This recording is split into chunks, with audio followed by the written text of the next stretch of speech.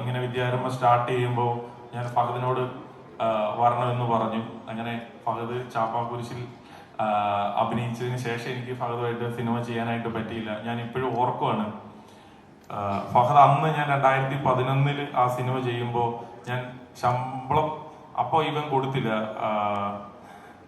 അത് തീർന്നെല്ലാം കഴിഞ്ഞ് കഴിഞ്ഞിട്ടുണ്ടാവും. അപ്പോൾ ഞാൻ ശമ്പളം ചോദിച്ചു കഴിഞ്ഞപ്പോൾ ഫഹദ് എന്നോട് പറഞ്ഞു, അല്ല ലിസ്റ്റ് എന്താന്ന് വെച്ചാൽ തന്നാൽ മതി. അല്ല ഫഹദ് എന്താന്ന് വെച്ചാൽ ഒന്ന് പറയാമോ, പിന്നെ ഈസിയാണ്.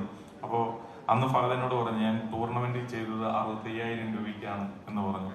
അപ്പോൾ ഫഹദാണ് ഒരു ജൂനിയർ ആർട്ടിസ്റ്റിനേക്കാൾ കൂടുതൽ അതിൻ്റെ അകത്ത് അഭിനയിച്ചത്. A to Z ഫുൾ എന്താ പറയുക, എനർജിയിൽ ആ ഒരു സിനിമയുടെ ഡയറക്ടറായിട്ട്, റൈറ്ററായിട്ട്, ഒരു നടനായിട്ട് എല്ലാ രീതിയിലും ഫഹദ് ആ സിനിമയ്ക്കകത്ത് ഉണ്ടായിരുന്നു.